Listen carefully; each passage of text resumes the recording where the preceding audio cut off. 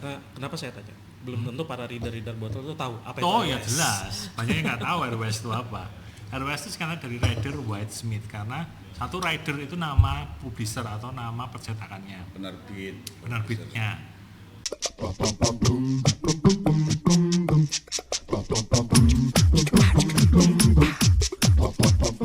Halo, dimanapun kamu berada, salam. Assalamualaikum, shalom, om santi santiastu, namo buddhaya, salam kebajikan. Di podcast kali ini mungkin ini akan menjadi podcast pertama kita. Disimak saja dan podcast ini diperuntukkan buat kamu-kamu yang akan masuk ke dalam atau ke ranah dunia ini. Selamat datang di dunianya para pembaca, the reader of tarot. Oke, saya di sini sudah sama dengan rekan-rekan saya. Ya, di sebelah saya ada. Silakan Pak, diperkenalkan namanya Pak. Nama saya Fit Pratama Adi, panggil saja Adi lah. Oke, Oke, aku Andreas Teguh, panggil aja masa Teguh. Ya Teguh juga dari Oke. Tarot Indonesia. dan saya sendiri Haji, tapi biasa dipanggil Bang Haji, Oke. biar kayak abang-abangan. Oke Pak, di pembahasan kali ini, aku panggil Mas aja kali ya, biar lebih Mas muda boleh, ya. bro, boleh lebih santai. Apa relax aja lah, Oke, saya tangan. oke, Mas Bro, dua-duanya digabungin. Di sesi kali ini mungkin saya ingin meliterasi menjadi seorang pembaca tarot. Kenapa? Karena kan fenomena belakangan 1 tahun belakangan ini kan banyak muncul pembaca tarot khususnya di Indonesia. Ya, Ya dari ujung sana sampai ujung sini di Indonesia ini banyak banget pembaca tarot pembaca tarot yang bermunculan. bermunculan.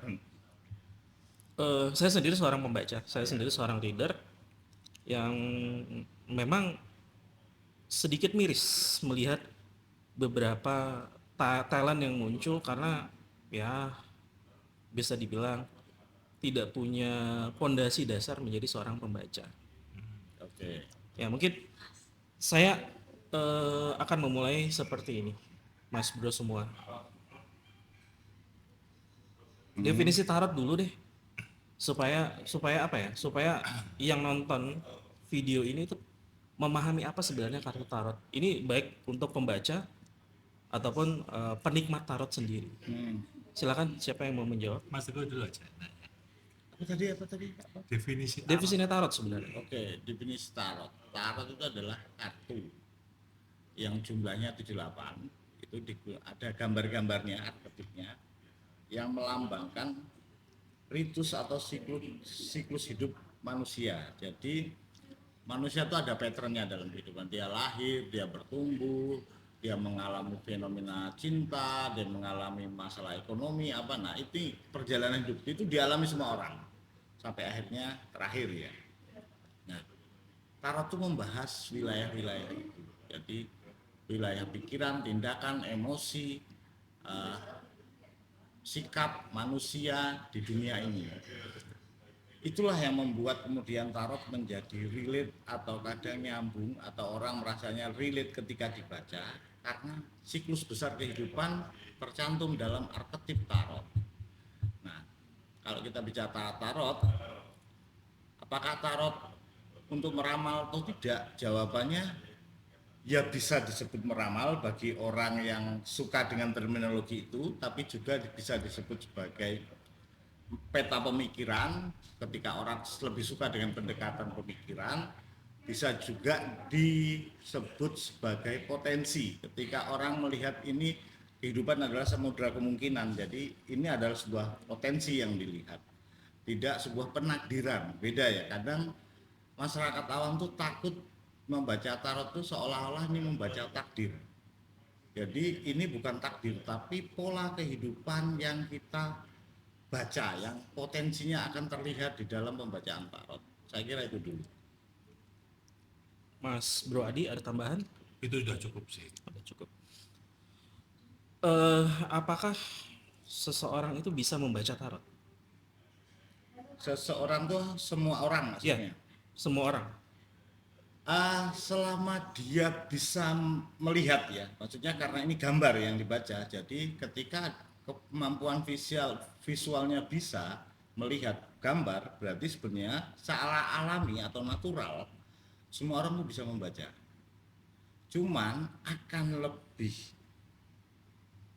ahli atau fasih ketika dia mempelajari strukturnya. Jadi secara alami manusia itu terbiasa dengan melihat alam, dengan melihat fenomena, dengan apa, itu adalah modal membaca paling awal. Kita nggak perlu jadi cenayang atau jadi dukun, ya udah tahu kalau mendung itu potensinya hujan. Oke. Gitu loh. Berarti saya garis bawahi tidak perlu bakat spiritualis atau supernatural untuk menjadi Tidak Tidak perlu Tidak dalam membaca tarot, tidak perlu Tidak bakat itu. Yang penting secara visual dia punya kapabilitas, dia bisa melihat, kemudian dia punya apa ya istilahnya pemikiran yang cukup memadai lah, itu harusnya bisa. Karena kan kebanyakan ya teman-teman yang terdogma selama ini bahwa ya karena kita hidup di Indonesia yang kental sekali adat dan budaya, Aha, jadi seolah-olah kadang tarot Magis. itu magis. adalah bagian dari dunia perdukunan. Oke. Oke. Ya maka dari tadi saya tekankan berarti tidak perlu Tidak memiliki bakat supranatural. Tidak perlu dan Tidak tidak perlu. harus ya. Tetapi seandainya punya kelebihan itu, yaitu hanya pelengkap. Tapi bukan itu berangkatnya. Ya. Berangkatnya tidak dari situ. Berangkatnya maksudnya gini, ketika kamu punya gift ya belum tentu bisa punya baca tarot juga. Dia di bidang lain, tapi baca tarot nggak harus punya gift, nggak harus punya kelebihan indigo dan macam-macam. Oh ya Tidak. indigo. Tidak. Ya. Maksud saya tadi berarti baca tarot itu bukan berarti dia indigo. Enggak. Bukan. Itu dua hal yang berbeda dan bukan satu irisan ya. Maksudnya kalau kamu indigo kamu pasti bisa baca tarot, itu enggak. Atau kamu nggak indigo terus Nggak bisa baca tarot, gitu kan. enggak. Jadi tadi ya kalau kita di awal tadi ngomongin apakah awam bisa membaca tarot? Bisa. Syaratnya adalah dia bisa visual, maksudnya melihat, secara alam bisa melihat, dia bisa berpikir. Kemudian ketiga adalah bisa berkomunikasi dengan baik. Nah, komunikasi yang dimaksud apa? Ketika dia mampu mentransfer pengetahuannya atau mengejawantahkan apa yang dia pikirkan dari penangkapan gambar dan analisa gambar dia. Jadi penyampaian ini berhubungan dengan bahasa dan komunikasi. Sejauh apa dia punya kemampuan berbahasa dan berkomunikasi, ini akan menentukan dia bacanya asik atau enggak, keren atau enggak, bagus atau tidak. Gitu. Karena banyak orang bisa ngomong tetapi tidak tahu ngomongnya apa. Gitu loh. Ya sama seperti analogi kalau mendung bisa jadi hujan, kemungkinan besar hujan, Iya, bisa jadi juga tidak. Oke. Dan Oke. perlu digarisbawahi bahwa ilmu tarot itu sama seperti ilmu pengetahuan yang lain, perlu dipelajari dan perlu dilatih. Nah, ini catatan penting juga. Jadi ini ilmu yang bisa dipelajari dan harus dilatih. Jadi nggak bisa hanya by feeling atau by perasaan. Ketika itu namanya bukan baca tarot. Ini baca perasaannya sendiri. Kamu baca perasaanmu sendiri. Dan orang klien dilibatkan untuk mengiyakan perasaannya. Beda ya jadinya ya. Oke, saya mau nanya seperti ini, Mas Bro semua. Untuk menjadi seorang pembaca tarot yang benar, tatanannya seperti apa sebenarnya? Buat pandangan dari Tatanannya. Sebenarnya banyak ya. Jadi kalau saya ngomongin, saya lebih senang ngomongin kita berdasarkan kapital dulu. Kapital itu apa? Modal yang kamu punya. Kamu punya modal seberapa besar? Oke, misalnya kamu modalnya masih kecil, katakanlah modalnya masih ya hampir nol lah. Paling nggak kamu bisa beli kuota kan. ya. Di internet itu kan bagai belantara informasi. Nah, itu tugasmu adalah memilih dan memilah. Itu susahnya di internet ya. Memilih dan memilah. Di situ sudah banyak pengetahuan tentang tarot, baik bahasa Indonesia maupun Bahasa Inggris dan bahasa lainnya. Ya. Jadi bisa kamu cari dulu dengan modalmu yang minim sekali nih. Ini hanya modal kuota lah. Katakanlah. Referensi banyak. Kamu bisa cari di YouTube, bisa cari.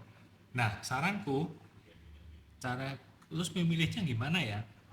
Cari materi tentang tarot yang memang berasal dari sumber yang kredibel. Aku tidak menyarankan untuk ke perseorangan dulu.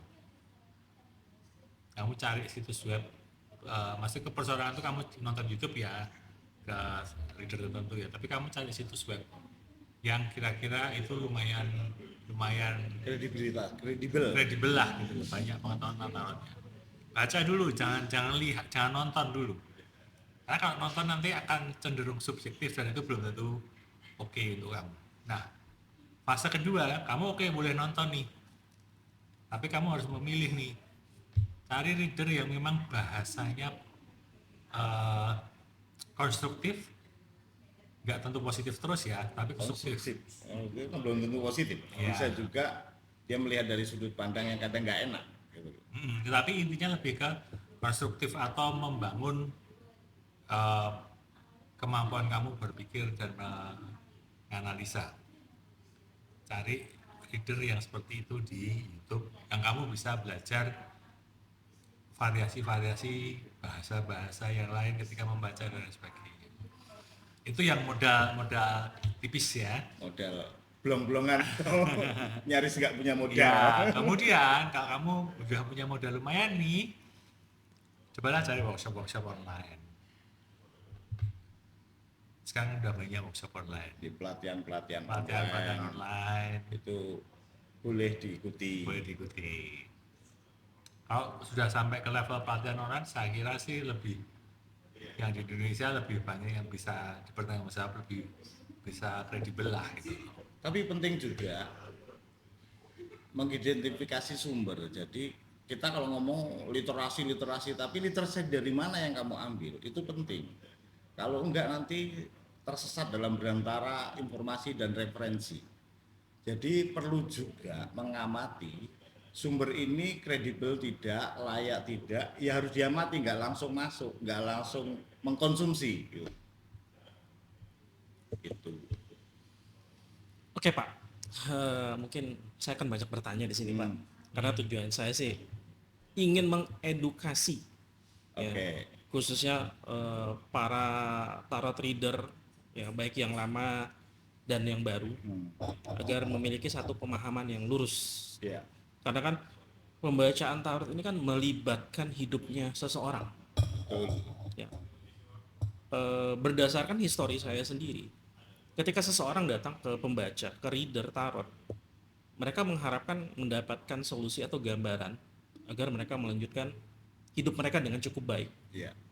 Akan bahaya ketika seorang pembaca atau reader ini miring. Jadi dalam artian gini Pak, ketika membaca bagaimana sih perasaannya dia, bagaimana karir saya, tetapi pembaca tarot ini hanya menjual angin surga, atau menjual ketakutan. Ini kan akan berbahaya kepada para penanya sebenarnya. Jatuhnya bisa jadi bumerang Pak. Ya. Di mana dia ingin mendapatkan solusi malah mendapatkan musibah. Oke, jadi balik lagi pada tadi Mas Adi bilang harus mencari pembaca yang konstruktif. Konstruktif itu berarti apa? Dia mampu membangun seseorang ke arah yang lebih baik. Dan namanya membangun itu kan kalau kita bayangkan ada sesuatu yang dibongkar, ada sesuatu yang digali, ada sesuatu yang dipukul. Tentu dalam situasi konsultasinya belum tentu angin surga, belum tentu menyenangkan. Karena kita bisa merasa terpukul dengan jawaban-jawaban itu, tetapi justru itu yang membuat kita wake up atau bangkit dari kondisi keterpurukan kita. Oke, berarti saya garis bawahi lagi, tarot bersifat konsultatif. Ya. Bagi kami ya.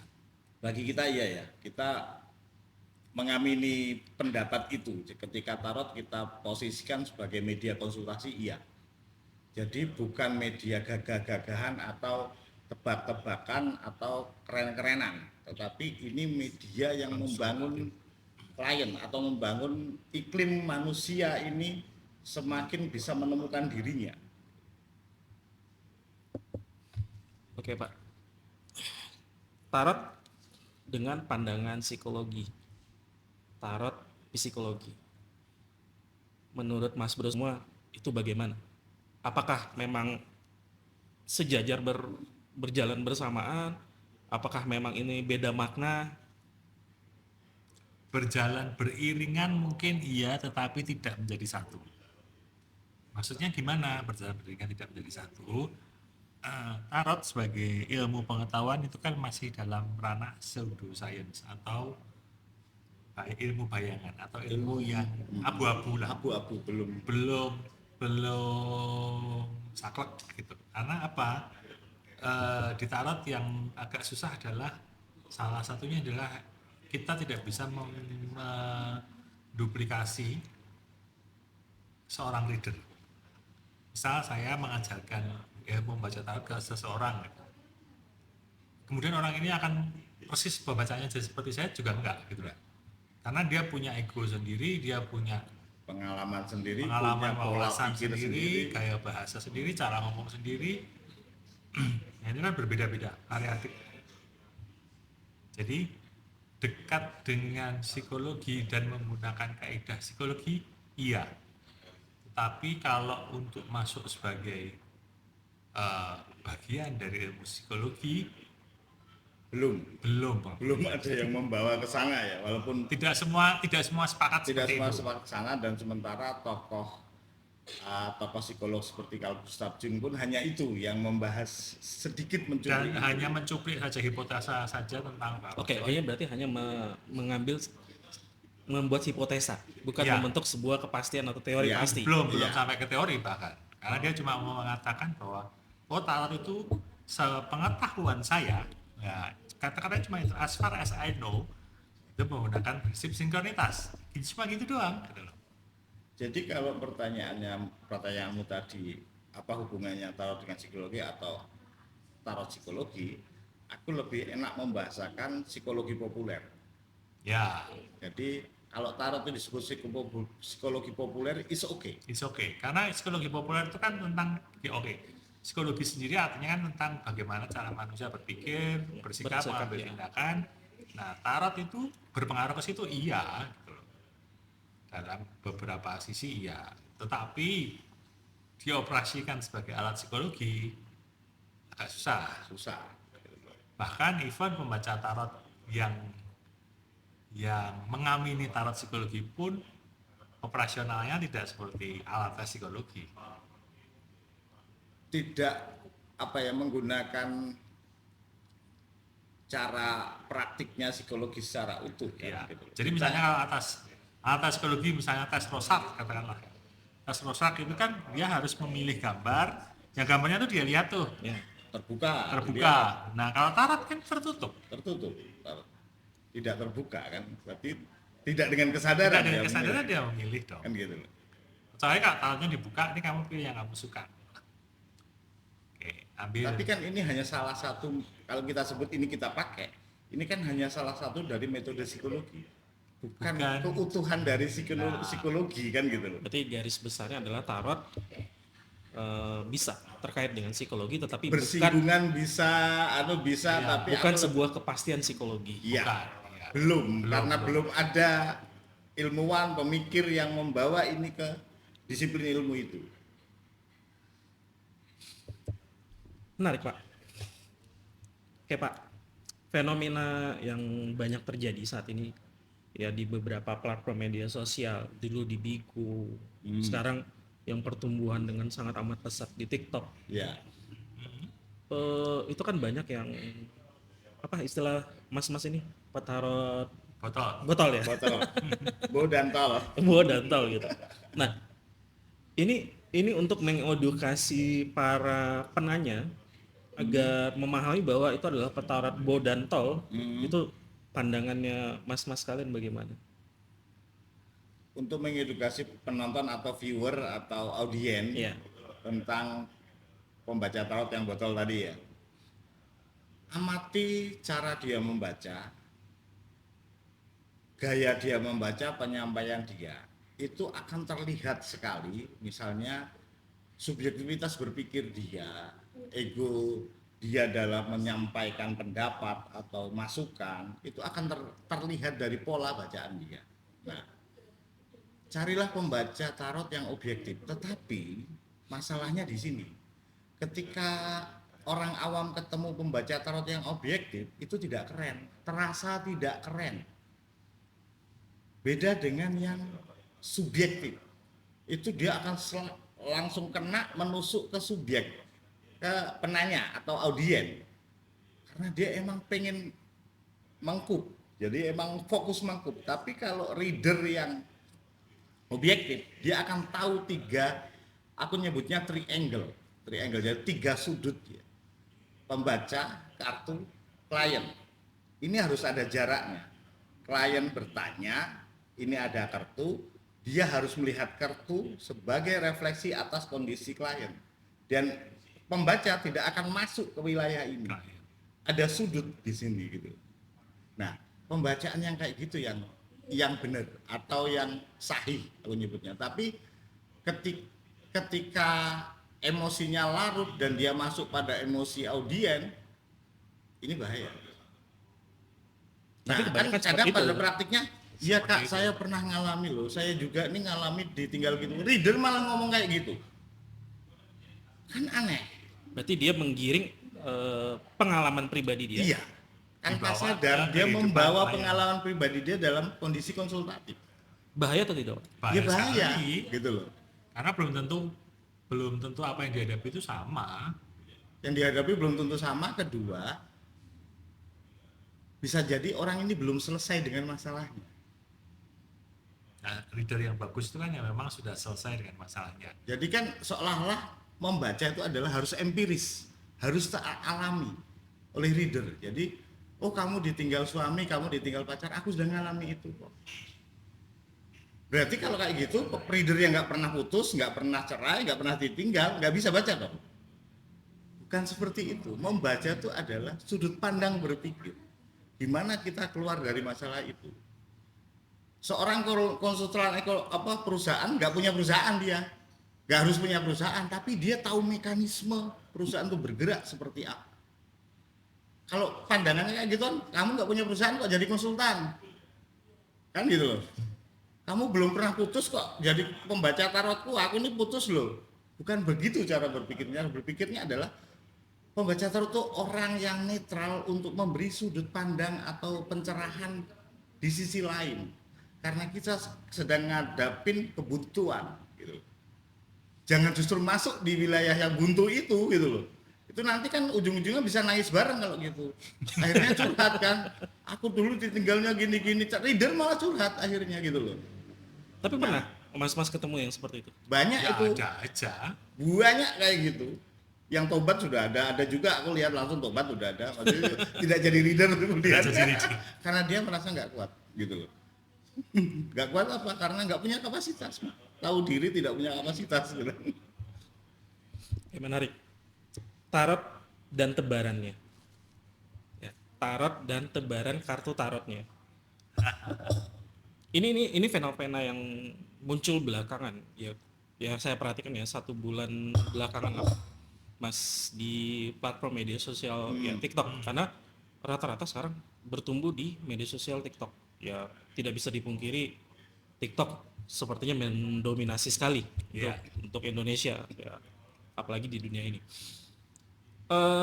Ada beberapa yang sekian, kamu kasih aku sekian, kamu bayar aku sekian, aku akan keluarkan 3 kartu, aku akan keluarkan 6 kartu. Apakah itu metode yang tepat atau Fix tidak tepat. Fix tidak tepat. Oke. Contohnya gini, kan gini, tebaran atau pola kartu yang kita keluarkan itu kan istilahnya menentukan mind mapping, pemetaan pikiran kita. Oh, kartu ini mewakili apa, kartu ini mewakili apa, kartu ini mewakili apa. Yang sering aku lihat adalah 10 koin 3 kartu, 30 koin 8 kartu. Cuy, 8 kartu itu kartu apa aja tuh? Kartu pertama itu tentang apa, kartu kedua tentang apa, kartu ketiga tentang apa. Kamu nggak baca itu loh. Dia cuma buka like 8 terus mau ngerocos aja. Kalau sendiri tidak duduk di kartu yang keluar. Oke, guys, Besti. Kalau ada yang seperti itu, berarti bisa dipastikan Fix, botol. Jadi harus cerdas dalam bertanya, harus cerdas dalam memilih seorang reader. Signifikatornya apa? Kartunya buat apa ini satu keluar nih? Gitu. Jadi membaca tarot itu tidak dijual eceran, itu ilmu dalam arti itu wilayah otoritas pembaca. klien nggak perlu tahu mau berapa kartu yang dipakai. Itu bukan urusan klien taunya dapat jawaban. Nah, Itu berarti kan reader goblok ketika dia ngomong aku pakai pisau ini loh, tapi kan nggak dijelaskan juga dia kartu itu ngapa, kan gitu loh. ya, Nah, itu misalnya kan kartu pertama mewakili oh ini perasaan cowok, kartu kedua perasaan cewek, kartu ketiga mewakili Hubungannya kondisinya, gimana, kartu ya. keempat apa kan? Gak dijelasin, Nggak dia cuma dijelasin. rocos saja, 2 kalimat selesai. Lah 2 kalimat 8 kartu. Ya itu bisa Apaan? menyesatkan sih Iya. sebenarnya. Kan gitu loh. Jadi itu wilayah otoritas pembaca tarot. Kalau saya ketemu klien kayak gitu, yang baca saya bukan kamu, nggak boleh kamu ngatur saya mau keluar berapa kartu. Karena ini wilayah saya, bukan wilayah kamu. Kamu tuh ketemu saya mencari jawaban atau meminta pertimbangan insight. Lah aku mencari insight dan jawaban ini dengan metodeku. Lah bagiku metode mana yang paling mendekatin untuk menemukan jawabanmu itu yang tak pakai. Gitu loh. Oke, brother, sister, buat lu reader-reader yang masih make kayak gitu, kalau lu nggak mau dikatain goblok, please berhenti. Berhenti atau upgrade ya, maksudnya belajar lah. Belajar lah. Belajar, jangan kamu bangga followermu 200, 500, nggak penting di dunia nyata itu kan gitu. Ya, baca buku banyak kan tentang lebaran. Buku banyak banget. Jadi jangan jadi orang yang hanya sembunyi di kamar, kamu ngomong banyak. Hadapi kenyataan ini, ketemu dengan banyak orang, bergaul dengan banyak orang. Kalau reader ya belajar dengan reader yang lain, hargai reader yang lain. Selama ini, kenapa kok di TikTok rame ya? Reader-reader senior diam gitu. Karena mereka sudah sibuk dengan Klien Dunia masing-masing. nyata. kliennya masing-masing, terus ngelihat yang anak-anak baru, orang-orang baru ini, oh lagi lucu-lucunya nggak dikomentar. Tapi kalau ini jadi kebenaran, maksudnya apa? Situasi ini tidak ada yang mengimbangi situasi kondisi yang buruk ini, seolah-olah tarot tuh ya kayak gitu. Sementara tarot itu tidak kayak gitu. Nah, kita bikin podcast ini kan mencoba menyeimbangkan itu ya. Ya, ya. Oke lah ada yang botol, tapi kita yang punya dedikasi di dunia tarot, hidup di dunia tarot yang memberikan perimbangan. Aku nggak takut dengan rezeki, aku nggak takut dengan nggak dapat klien atau dapat klien, dan aku sangat yakin kualitas klienku tuh oke, tidak receh gitu kan gitu. Oke, kalau seperti itu. Ada masukan lagi atau gimana? Masukan paling ini ya, itu tadi kayak reader botol itu please lah, belajar lah. Belajar. Open Google itu tentang tebaran tuh banyak, atau Pinterest buka tentang tebaran, spread kalau bahasa Inggrisnya, gampang kok nyarinya gitu loh. Dan kartu tarot itu bukan satu kartu satu kata ya, artinya ya Ya, satu kartu bisa banyak Iya. makna. bisa Satu banyak kartu itu makna. untuk menjawab satu pertanyaan itu bisa nggak habis-habis. bisa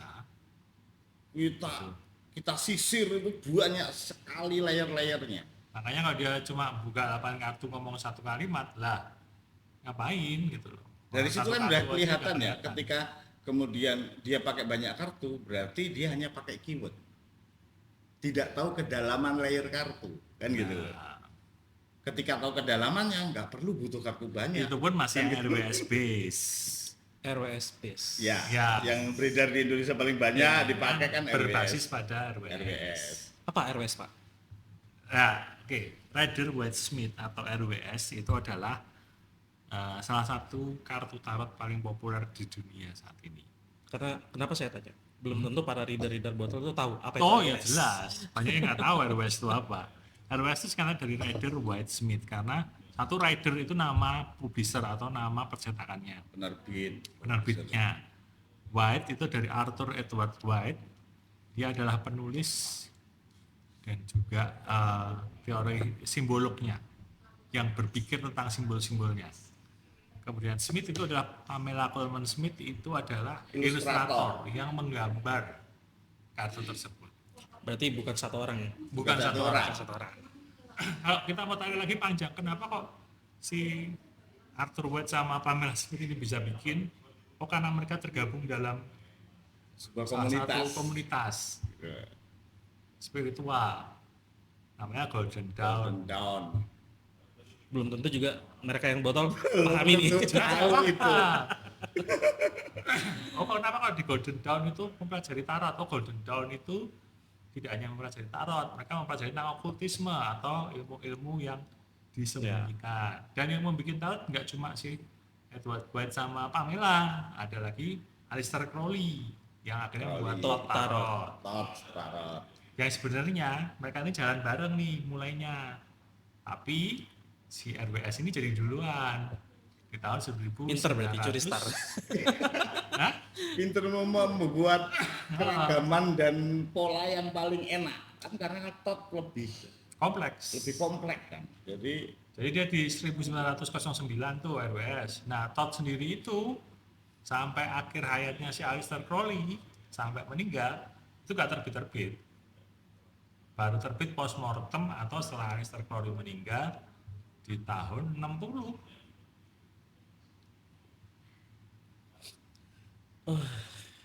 Cukup menghela nafas sebenarnya. Ya itu sejarah. Kenapa Ya. kok orang penting tentang sejarah tahu tuh apa? Biar kamu tahu asal usul alat yang kamu gunakan itu dari mana. Jangan ngomong ada kodamnya dan ini ada energinya kan gitu loh. Apa Tapi bedanya ada sama begitu, gelas Pak? kan? Ada Pak yang begitu. Kalau Maksudnya ngomong semua materi berenergi, gelas juga ada energinya Betul. gitu loh. Gelas juga Terus ada mengapa? kodamnya nih. Ada kodamnya, Kodamnya jelas. jeruk. Bisa dinikmati bahkan kan gitu loh. berarti tarot hanya sebatas media. Media. Bukan berarti media itu punya kodam, jin, setan atau apalah itu ya Pak ya. Nggak ada. Tapi kalau harus diadakan ada. Karena tadi ritus perjalanan manusia.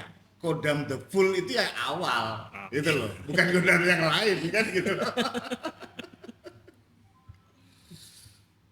Oke Pak, menarik.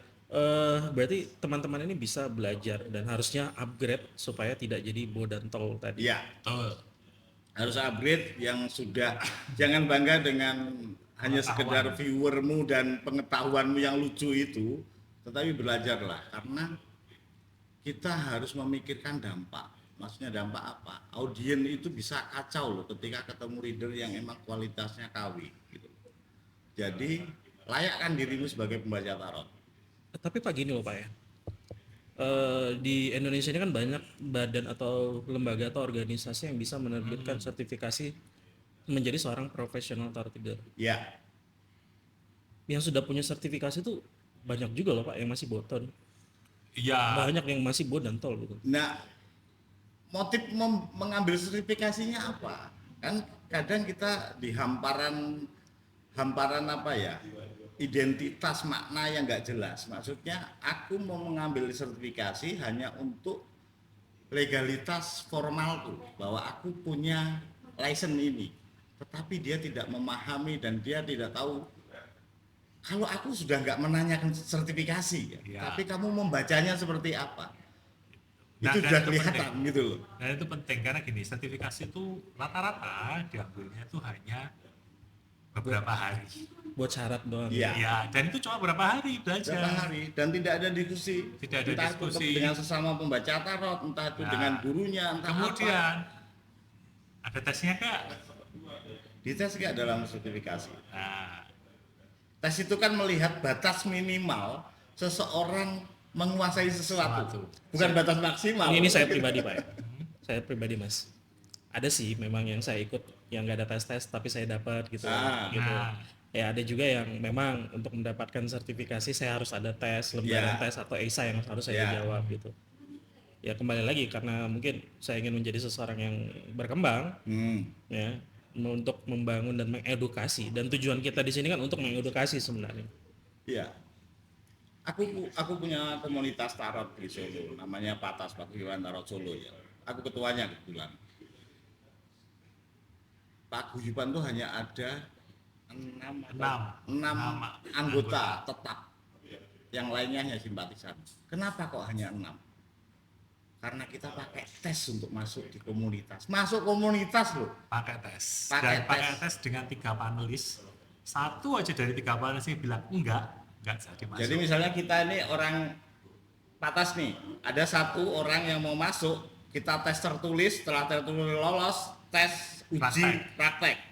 3 orang ini bukan suara terbanyak. Kamu oke, aku tidak, nggak masuk dia. harus semuanya oke, Oke. nggak boleh satu pun nggak oke. Itu komunitas tuh nggak ada duitnya kan, Betul, betul. kan dan nggak keren juga gitu loh. Itu Tetapi- aja kita harus tes, apalagi kita di lembaga yang Tarot Indonesia yang lebih ini jelas profesional ya, kita pakai tes. Ya, ada tesnya. Kita tidak mudah memberikan apapun di situ gitu. Untuk mendapatkan Iya. lembaran. Dan kita Dan dari tes itu kan kita ngelihat cara berpikir, konstruksi berpikir reader ini bagaimana. Yang penting itu bukan masalah jawabannya harus tepat 100%, enggak. Tapi konstruksi berpikirnya udah gimana nih, gitu. Sampai di mana. Even kalau dia pun ngerjain tes pakai AI, ketahuan juga gitu. Ya sekarang banyak tuh tarot pakai AI gitu. bagiku masih mending pakai AI Daripada daripada botol. pakai botol pembaca tarot botol tadi. Bagus AI. Bagusan AI. Jadi saranku nggak usah pakai yang pembaca tarot botol, kamu pakai AI aja. Nanti kalau kamu butuh yang lebih real dan lebih oke, baru kamu ketemu reader yang keren. Ya, ya. Gitu loh. Karena AI dia bukan manusia, dia Iya. tidak punya emosi, Iya. ya dia tidak punya intuisi, gitu. Dia kan berdasarkan data yang terkumpulkan. Bagiku AI bukan ancaman. Karena jelas dia. Malah yang mengkhawatirkan tuh yang botol tadi. Karena sumbernya nggak jelas, cara bacanya nggak jelas gitu kan. Strukturnya nggak jelas gitu. Oke Pak,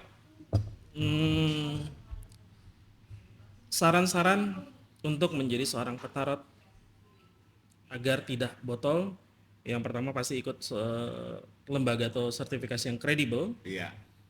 Yang kedua, tidak membawa perasaan atau emosi di dalam dirinya ketika membaca atau menghadapi klien. Ya.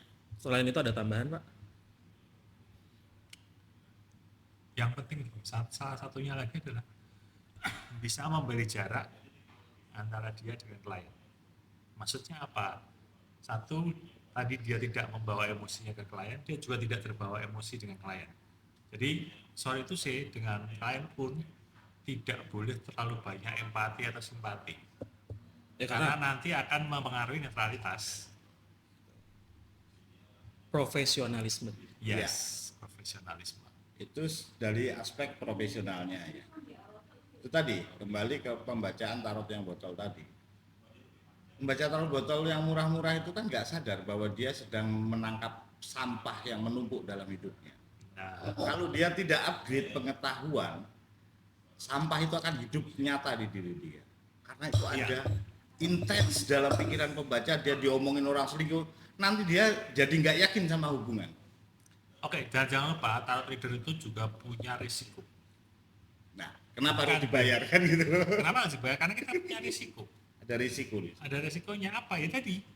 Sampah tadi. Sampah dari orang-orang yang Sampah masuk dari ke kita. klien kita, semua orang klien yang datang itu kan bawa masalah, nggak ada yang bawa happy kan? Itu masuk loh ke kita. Nah, kita cara membersihkannya, cara membuangnya, cara meleburnya, Nah, itu harus tahu. itu harus tahu. Kalau Ada reader ilmunya hanya sendiri. modal tadi keyword tadi, tahu nggak cara itu? Siap aja penderitaan klien-klienmu masuk dalam hidup kamu. Kalau enggak ya risikonya. Ini Pak, saya pernah dengar satu cerita. Ketika kamu membaca tarot, maka itu akan mengurangi usia kamu. Apa benar itu Pak? Tidak ada terlek seperti itu ya. Secara tidak langsung, enggak secara tidak langsung. Tidak secara langsung akan seperti itu. Tetapi tadi kalau kamu tidak bisa mengelola sampah tadi, ya kamu jadi akan stres, tertekan. Apa-apa data yang sudah masuk itu ketika terekam, dia bisa berubah jadi bentuk yang nyata. Penyakit. Bentuk nyata penyakit. Bentuk nyata satu penyakit, yang dua hubungan kamu dengan sekitar jadi nggak oke. Nah semakin kamu sendirian, nggak punya hubungan dengan orang lain, badan sakit-sakitan. Terus ada mitos lagi loh. Kalau pernah dengar ya, pembaca tarot itu kayak dikutuk lajang dan tidak punya pasangan. Nah, Oh sering Pak. Sering. Why? Kenapa? Itu tadi. Ketika banyak data dan informasi tentang kegagalan hubungan, tentang buruknya hubungan, akhirnya reader itu takut dan tidak percaya dengan hubungan. Oke, terekam di Di bawah sadar. gitu loh. terekam dan akhirnya mewujud. Mewujud dalam sikap hidup dia, ternyata nggak enak ya punya pasangan kan gitu loh. Karena dia menerima kliennya masalah semua. Gitu ya, reader-reader yang pasti takut itu ngobrol sama kita.